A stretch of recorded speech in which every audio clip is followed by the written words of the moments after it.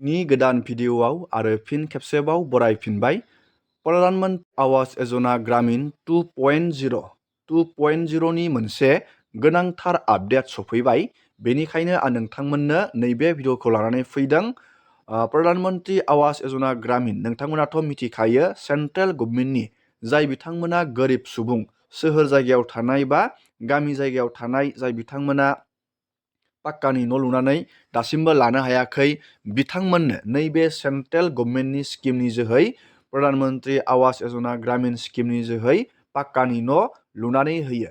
गिबियावनो नोंथाङा नैबेयाव नुनो मोनदों बेनि डिटेल्सखौ नोंथाङा नैबे माइ स्किमाव फैनानै हारसिङैबो नायनानै लानो हागोन। गिबियावनो नैबेयाव नुनो मोनदों नोंथाङा बेखौ लन्च खालामदोंमोन 1 एप्रिल 2016 लन्च खालामदोंमोन। दासिम बे स्किमनि जोहै गोबां लाख लाख मानसिफोरा न' मोननो हाबाय।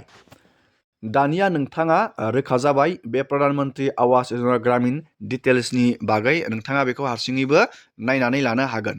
दानिया जोङो सावरायगोन जाय बिथांमोना न' मोननो हायासै नोंथांमोना 2025आव नोंथाङा थाबैनो न'खौ मोननो थांगासिनो दं। बे न'खौ मोननो थाखाय थाबैनो सार्भे जागोन। सार्भेयानो जाहैबाय आइडि नाम्बारनि थाखाय। न' मोननो थाखाय आइडि नाम्बारनि गोनांथि जायो। नोंथांमोनाथ' मिथिखायो जोंनि जायगायाव नैबे आइडि नाम्बारनि थाखाय सार्भेया जागासिनो दं। बेनिखायनो नोंथांनि जायगायावबो थाबैनो नैबे आइडि नाम्बारनि थाखाय सार्भे जानो थांगासिनो दं। जुदि नोंथाङा बे सार्भेयाव सिलेक्ट जायो नोंथांनियाव आइडि नाम्बार जायो अब्ला नोंथाङा 2025आव नोंथाङा 100% नोंथाङा पाक्कानि न'खौ लुनो थाखाय नोंथाङा रां मोनगोन। रांखौ नोंथाङा बेसेबां मोनगोन नैबेयावनो नायनानै लानो हागोन। बेनिफिट होयो बेयाव डाइरेक्टयै फाइनान्सियेलि गभर्नमेन्टआ मदद खालामो। नैबेयाव लिरनानै होदों 1,20,000 पार इउनिट फर प्लेन एरिया जाय बिथांमोना समान जायगायाव थायो प्लेन जायगायाव थायो नोंथांमोना 1,20,000 बेखिनि रांखौ मोनो। आरो जाय बिथांमोना नैबेयाव नोंथांमोना नुनो मोनदों 1,30,000 per unit for hill area difficult area and AIP district Himalayan states north eastern state and union territories of Jammu and Kashmir जाय बिथांमोना बेफोरबायदि जायगायाव थायो बिथांमोननो 1,30,000 बेखिनि रांखौ सोनाय जायो। डाइरेक्ट नोंथांनि बेंक एकाउन्टाव हाबगोन। नैबे DBT system direct benefit transfer सिस्टेमनि जोहै राङा हाबो।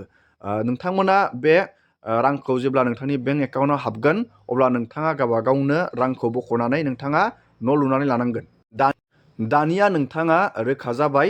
इम्परटेन्ट आपडेटआ बेसोदि नैबे आइडि नाम्बार आं खेबसे बुंफिनबाय आइडि नाम्बारनि थाखाय थाबैनो नोंथांनि जायगायाव सार्भे जागोन। बे सार्भेयाव जुदि नोंथाङा सिलेक्ट जायो अब्लासो नोंथांमोना आइडि नाम्बारखौ मोननो हागोन आरो बे आइडि नाम्बारनि जोहै नोंथाङा न'खौ मोननो हागोन।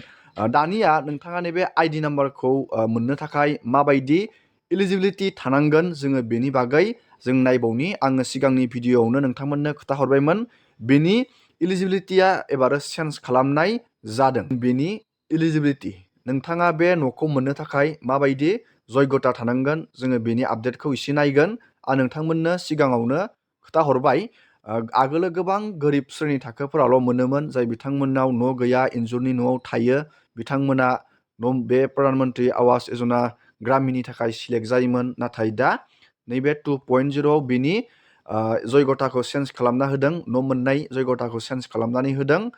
गिबियाव नोंथांनियाव बाइक साखा गंनै बेफोरबायदि कार थाबाथाय नोंथांमोना न' मोननो हायामोन। नाथाय दा नोंथांमोननियाव जुदि बाइक दं साखा गंनै गारि दं नोंथांमोनाबो दा न'खौ मोननो हागोन। सिगाङाव जाय बिथांमोननि इनकामा जुदि नोंथांनिया 10,000 नोंथाङा जुदि 10,000 खामायो अब्ला नोंथांमोना सिगाङाव न' मोननो हायोमोन। नाथाय दा बे 10,000खौ गभर्नमेन्टआ बारायनानै 15,000 जुदि नोंथाङा मास मोनसेयाव खामायो अब्लाबो नोंथांमोना दा बे न'नि थाखाय नोंथाङा सायख'जागोन।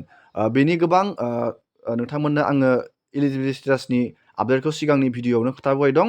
नोंथांनो आरो फिन खेबसेबाव आं लाबावगोन।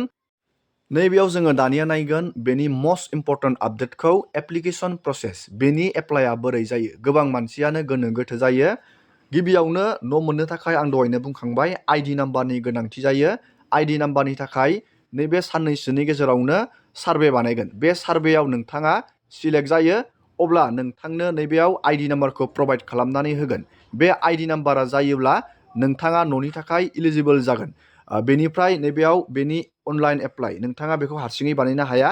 जेब्ला नोंथाङा आइडि नाम्बारखौ मोनगोन इलिजिबोल जागोन न'नि थाखाय नैबे ब्लक लेभेलनिफ्राय अनलाइन एप्लाइ खालामनानै होनाय जागोन। अब्लाथाय नोंथांमोना बे प्रधान मन्त्रि आवास यजना ग्रामिन नैबे 2025आव नोंथांमोना 100% न'खौ मोननो हागोन। बेफोरबायदिसो नोंथांमोना न'खौ मोननो हागोन। नैबेयाव अनलाइन होनानै होदों नाथाय नोंथाङा बेखौ हारसिङै अनलाइन खालामनो हाया। बेनि आङो माबाफोर आपडेट फैयोब्ला नोंथांमोननो भिडिअनि जोहै आपडेट होगोन। दिनैनि भिडिअखौ आङो बेखिनियावनो फोजोबबाय। नोंथांमोना भिडिअखौ नायनानै मोजां मोनदोंबा लाइक खालामबानो जाबाय, शेयार खालामबानो जाबाय। एसेनोसै दिनैनि भिडिअआ।